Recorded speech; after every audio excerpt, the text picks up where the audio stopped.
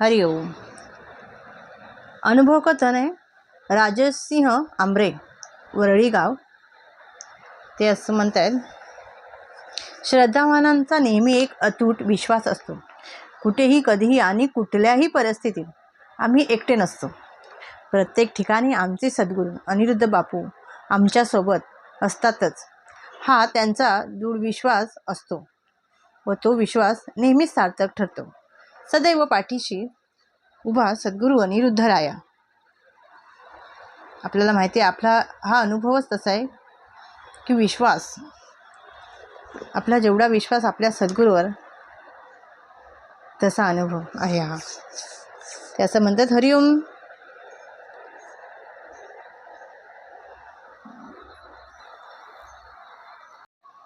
...1997 सालापासून मी सद्गुरू अनिरुद्ध बापूंकडे येत आहे.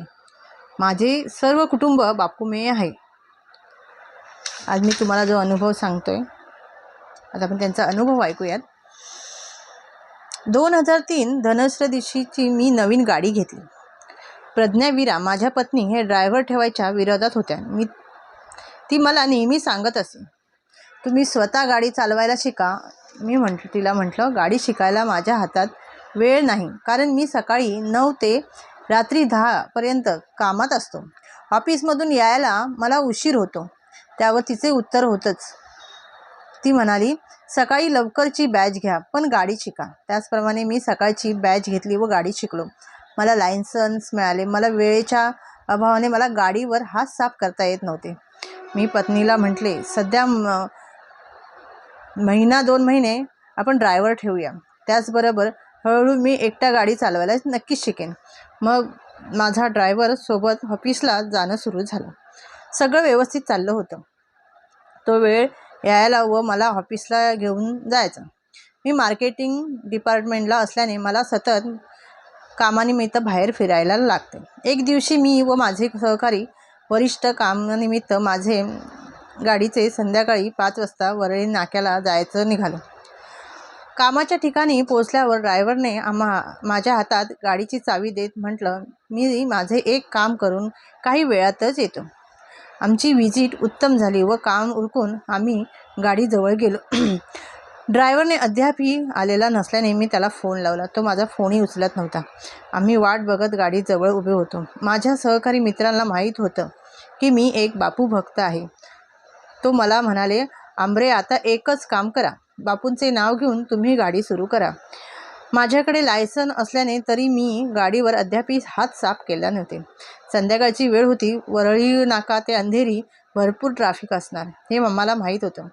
संध्याकाळ मोकळ्या रस्त्याने अद्यापही मी गाडी जास्त वेळ चालवली नव्हती. तर इतक्या ट्रॅफिकमध्ये काय चालवणार शक्य नव्हते. मी त्यांना तसे सांगितले, पण मलाच गाडी चालवावी आवश्यक होते. मी बापूंना अगदी मनापासून प्रार्थना करत म्हटलं, बापू, ड्रायव्हर निघून गेल्याने आता मलाच गाडी चालवावी गरजेचे आहे.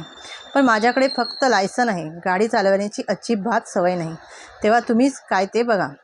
असं म्हणून मी पार्किंग लाईट सुरू केली आणि अगदी हळूहळू गाडी चालवायला सुरुवात केली. दुसऱ्या गिअरवरून हळूहळू मी गाडी चालवत होतो. असं करत करत शिवाजी पार्क माहीमला आलो आणि भर ट्रॅफिकमधून मार्ग काढला. आम्ही अंधेरीपर्यंत पोचलो. मी सतत बापूंना तारक मंत्र ओम मन सामर्थ्यदाता श्री अनिरुद्धाय नमः हा जप म्हणत होतो.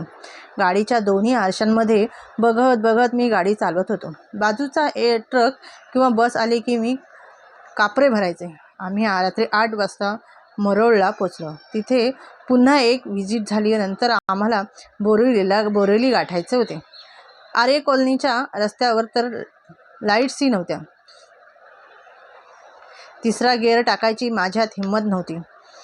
बोरिवलीला व्हिजिट करून आम्ही रात्री 11 वाजता निघालो.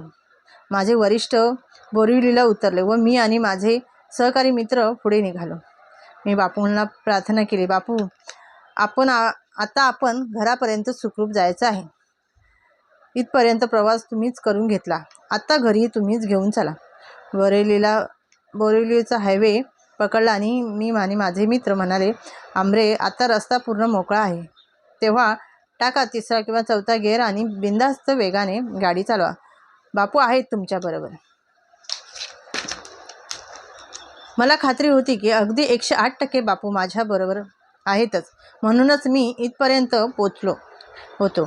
बापूंना सांगितलं. मी हिम्मत करत गाडी फुल गिअरमध्ये टाकली, पळवली. प्रभादेवी कधी आली हेच आम्हाला कळलं नाही. माझ्या सहकारी मित्रांना घरी सोडलं आणि मी गाडी माझ्या सोसायटीच्या दारावर आणली. आता मुख्य समस्या होती की गाडी पार्क कशी करायची.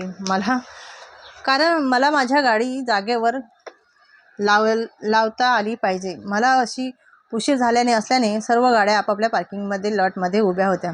त्याचमुळे कुठलीही गाडीवर न आपटता गाडी लावणे गरजेचे होते. इथे बापूंचं माझ्या मदतीला आले. मी त्यांना म्हटलं, बापू, आपल्याला आत्ता व्यवस्थित गाडी पार्क करायची आहे, तेव्हा तुम्हीच गाडी पार्क करायला शिकवा. क्षणातच गाडी व्यवस्थित पार्क झाली. मी हे कसे केले मलाच कळले नाही. बापूंनीच मला गाडी पार्क करायला शिकवलं. मी घरी आलो खरा, पण अद्यापही मला कापरे भरलेच होते. पत्नीने माझ्या चेहऱ्याकडे बघून काहीतरी नक्की झाले असे आढळले. पण प्रज्ञा म्हणाली, तुम्ही आनंदी दिसत आहात व काळजी ती. जेवण झाल्यावर मी तुला सगळं सांगेन, असे मी तिला म्हटलं. तो दिवस होता गुरुवार असल्याने जेवताना तिने मला त्या दिवशी बापूंच्या प्रवचनाबद्दल सांगितलं. ती जे काही सांगत होती हे ऐकल्यावर तर मी अवाक झालो. उदाहरणार्थ देत बापू त्यांना त्या दिवशी ड्रायव्हिंगविषयी सांगत होते.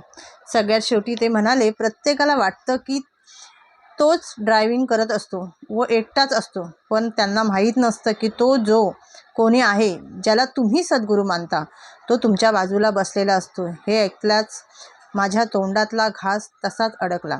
मी म्हटलं, अगं, मला आज बापूंनी गाडी चालवायला शिकवलं.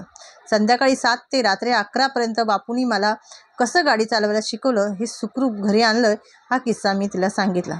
पत्नीची इच्छा होती की मी स्वतः गाडी चालवावी आणि बापूंनी मला पूर्ण केली. आज मी कुठेही बिनधास्त गाडी चालवू शकतो. मला बापूंनी सुखरूप घरी आणले, म्हणून आम्ही दोघंही बापूंकडे प्रार्थना केली व त्यांना हरिओम म्हटलं. आत्ता माझा हा अनुभव आहे दुसरा. ते म्हणतात, बापूंनी मला मोठ्या अपघातातून कसे वाचवले हे मी आत्ता सर्वांना सांगत आहे. मी अविस्मरणीय घटना पावसाळ्यात घडली. त्या दिवशी मला सर्दी झालेली होती. अंगात तापही होता. पण सकाळी माझी पहिली मीटिंग दादर टीटीला होती. संध्याकाळी मला ठाण्यात जायचं होते. पत्नी म्हणाली, तुम्ही अंगात ताप आहे, त्यामुळे तुम्ही आज ड्रायव्हिंग करू नका, टॅक्सीने जा, मी ड्रायव्हिंग करेन, असे मी तिला म्हटलं. तेव्हा तिने मला मीटिंगला जाण्याच्या अगोदर प्रथम डॉक्टरकडे जाऊन तपासून घ्या असे म्हटले. मी आमच्या फॅमिली डॉक्टरांकडे गेलो. त्यांनी मला तपासले, औषध देत म्हटलं, खाऊन झाल्यावर आराम करा, असेल तेव्हा ही औषधे घे, ड्रायव्हिंगच्या वेळी घेऊ नकोस.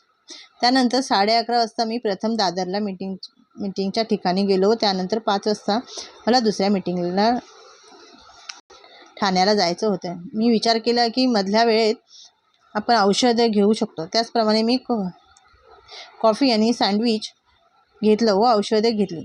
मला बरं वाटलं होतं. मी दादरहून निघालो. बापूंची गाणी ऐकत मी ड्रायव्हिंग करत होतो. सायंपर्यंत मला खूप ट्रॅफिक लागली. नंतर रस्ता मोकळा मिळाला. मी गाडी सुसाट पळत असताना मला झोप यायला लागली. ऐरोलीचा ब्रिज क्रॉस करताना मी तर पूर्ण झोपलोच होतो. ह्या अवस्थेत काय झाले, गाडी कशी चालली, बापूंनाच माहीत. ठाण्याचा टोल नाकाजवळ आला आणि हे माझ्या लक्षात आले की डोळ्यावर झापड होती. मी 1 नंबरच्या लेनमध्ये होतो. बापूंच्या कृपेने त्या लेनमध्ये फक्त एकच होंडा सिटी गाडी होती. 2 नंबरच्या लेनमध्ये बऱ्याच गाड्या होत्या. अचानक माझी गाडी दुसऱ्या लेनमध्ये शेवटच्या गाडीवर आपटली आणि खूप मोठा आवाज झाला. जे झालं ती बापूंचीच किमया होती असे मी म्हणेन. त्यामुळे मी खडबडून जागा झालो.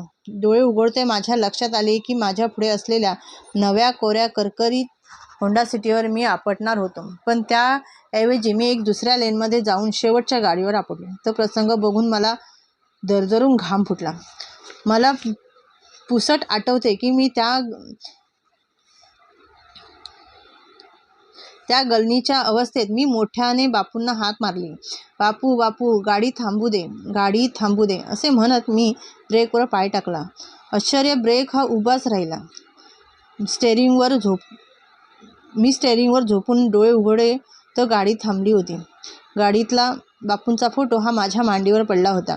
आजही तो प्रसंग आठवल्यावर मला धडधडायला होतं. जर माझी गाडी थांबली नसती तर काय झाले असते, आणि जर माझी गाडी पहिल्या लेनमध्ये राहिली असती तर मी त्या होंडा सिटीला उडवून पुढे गेलो असतो. मी ज्या दुसऱ्या गाडीवर आपटलो होतो त्याचा चालक माझ्याकडे येताच मी बघितलं. मला वाटले ह्याच्या गाडीला तर मोठं नुकसान झालं आहे. त्याने मला काच खाली करायला सांगितलं. माझ्यावर न चिडता उलट त्याने माझी चौकशी केल्याने मला आश्चर्य वाटलं.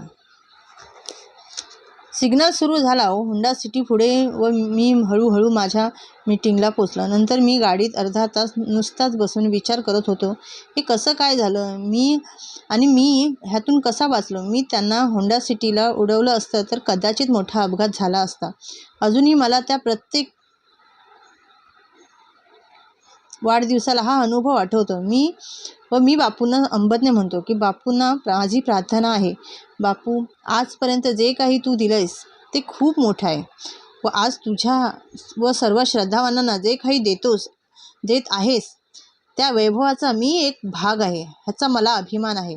यासाठी तुला खूप खूप अंबज्ञ. हरिओम श्रीराम. अंबज्ञ. हरिओम.